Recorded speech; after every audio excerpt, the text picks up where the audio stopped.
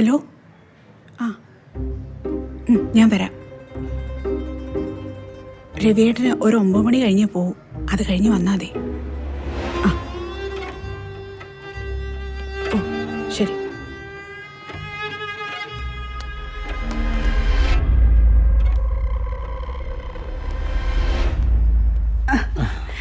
Food ready ആയിട്ടുണ്ട്. ചായ ഇപ്പം എടുത്തോണ്ട് വരാം. മോളെ ഞാൻ വിളിച്ചായിരുന്നല്ലോ. എഴുന്നേറ്റില്ലേ ഇതുവരെ? അയ്യോ, സ്കൂൾ ബസ് വരാറായി. എഴുന്നേറ്റേ താരക്കുട്ടി. ഇത് എന്തൊരു കിടപ്പായത്? എഴുന്നേക്ക് മോളെ. അയ്യോ മോളെ, എഴുന്നേക്ക്. എഴുന്നേറ്റ് പല്ല് തേക്ക്. എത്ര മണിയായി എന്ന വിചാരം? എന്നിട്ടാണ് ഈ കിടപ്പ് കിടക്കുന്നത്? അത് പിന്നെ എന്ത് പറയാനാ? അച്ഛൻ്റെ ക്ലാരിറ്റി മോൾ കൂടെ കിട്ടിയാൽ മതിയായിരുന്നു.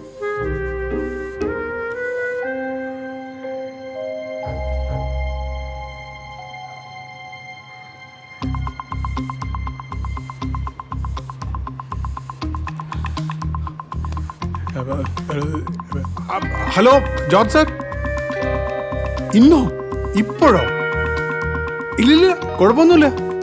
നാളെ നമുക്ക് തിരിച്ചു വരാൻ പറ്റുമല്ലോ അല്ലേ? അത് മതി മതി. ഒന്നും പ്രശ്നമില്ല സാർ, ഒരു പ്രശ്നമില്ല. ഞാനിപ്പോൾ തിരിക്കാം. ഓക്കെ, ഒരു ദിവസത്തിൻ്റെ ഡ്രസ്സ് എടുത്താൽ മതിയല്ലോ. Okay okay. എനിക്ക് പെട്ടെന്ന് തിരുവനന്തപുരത്ത് പോകണം. ജോർജ് സാറാണ് വിളിച്ചത്. പിന്നെ നാളെ വരൂ. എന്താ നിന്ന് നിപ്പിലാണ് തിരുവനന്തപുരത്തേക്കും കാസർഗോട്ടേക്കും? കാര്യം, നമ്മുടെ ജോലി ഇങ്ങനെ ആയി പോയില്ലേ? നീ ഒരു കാര്യം ചെയ്യ, എന്നെ ഒന്ന് കുളിപ്പിക്കേ, എന്നിട്ട് മോളെ റെഡിയാക്ക. അല്ല, ഞാൻ ഒന്ന് കുളിക്കാം, മോളെ ഒന്ന് റെഡിയാക്ക. നീ പെട്ടെന്ന്.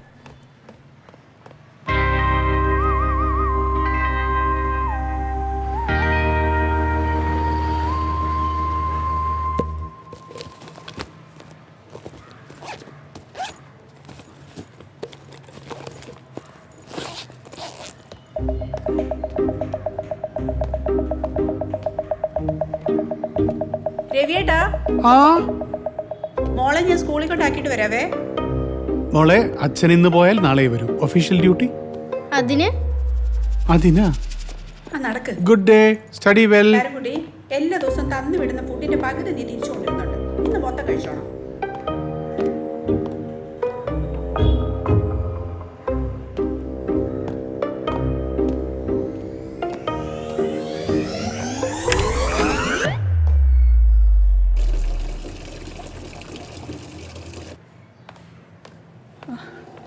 ഇതുവരെ കുളിച്ചു കഴിഞ്ഞില്ലേ?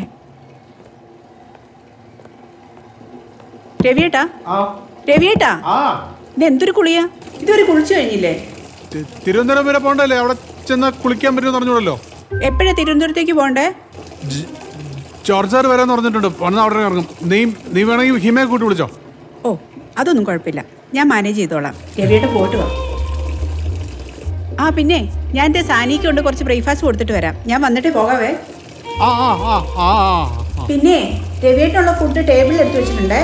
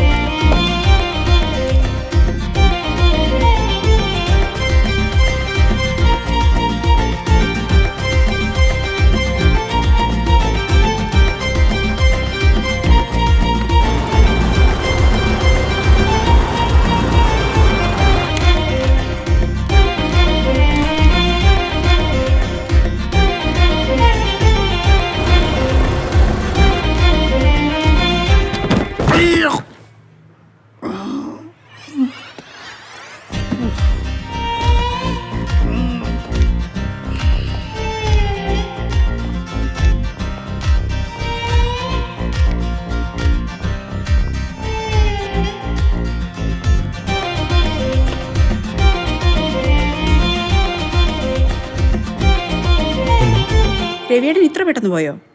പോയി. എന്താ ഒരു വല്ലായ്മ പോലെ ശബ്ദത്തിന്? ഞാൻ കാറിനകത്താണ്. ജോർജ് സാറും വേറെ കുറേ ആൾക്കാരുണ്ട്. സംസാരിക്കാൻ പറ്റില്ല. ഓക്കെ.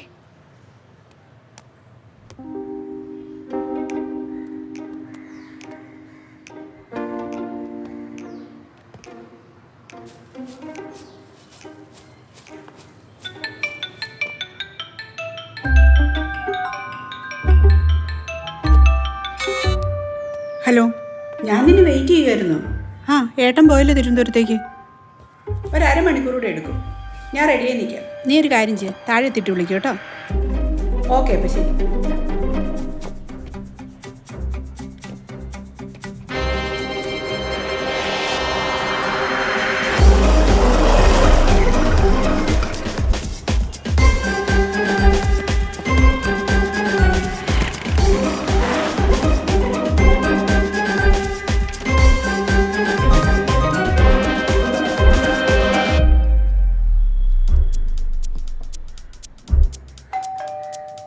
ദേ വരുന്നു.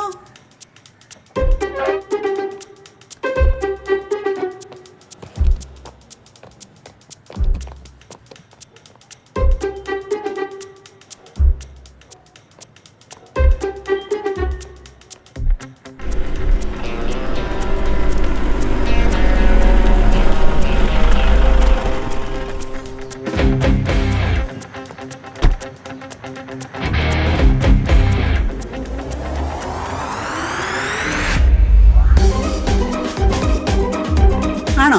ഞാൻ ദേ ഇറങ്ങി. ഈ സെക്യൂരിറ്റി എവിടെ പോയി? ആ ജനറേറ്റർ ഓണാക്കിയോ? ഓണാക്കാൻ പോവാ.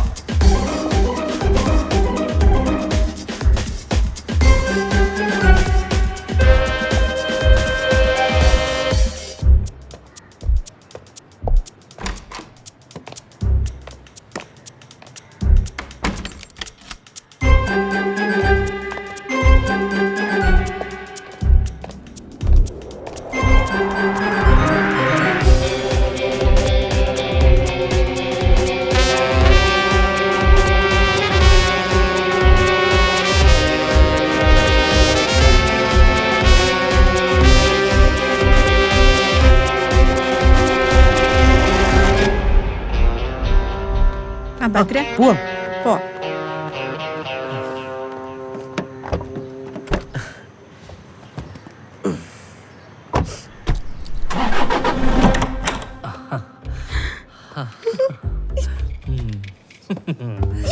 ഇങ്ങോട്ട് വന്നേ നീ.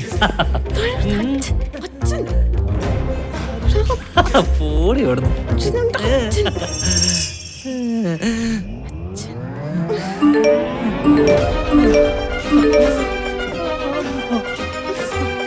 ഓടുന്നുണ്ടെങ്കിൽ ഒളിച്ചോടാതെ നിന്റെ അച്ഛൻ കാണുക ഓടണം.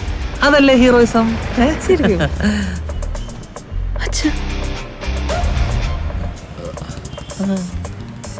എന്താ മോന്റെ പേര്?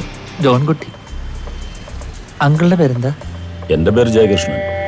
ഞാൻ ഇവളുടെ അച്ഛനാണ്.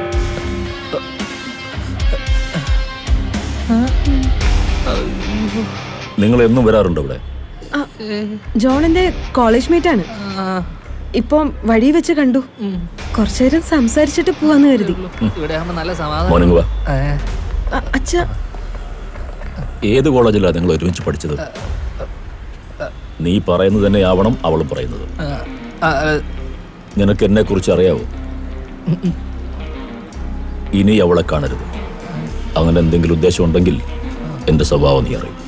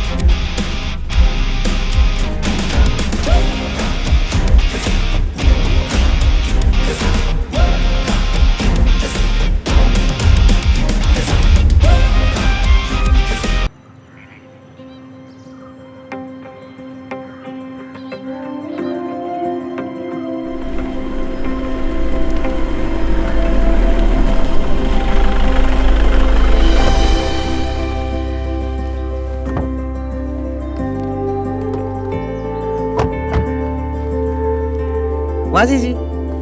വാ.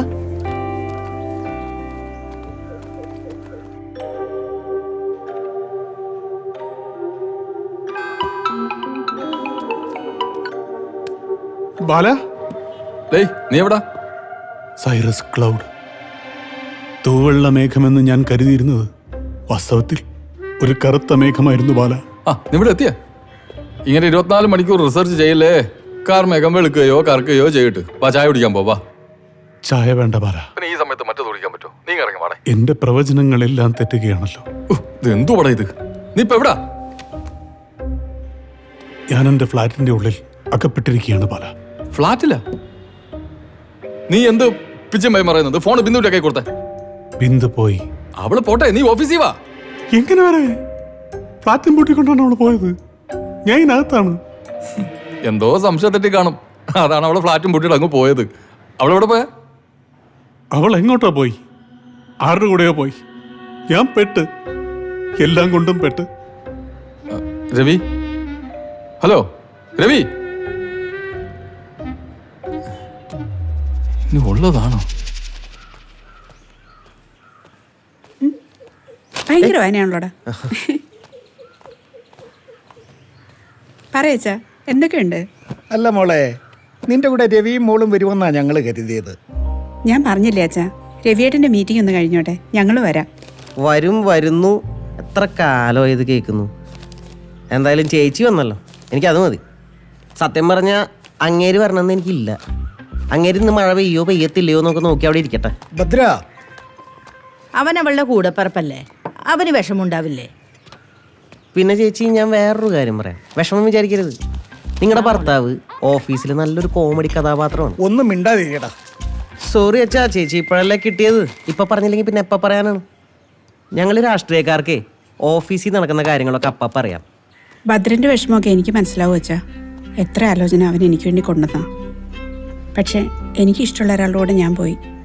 നിങ്ങൾക്ക് ദേഷ്യവും വിഷമമൊക്കെ ഉണ്ടാവും, പക്ഷേ ഞാൻ ഹാപ്പിയാണ് അച്ഛാ.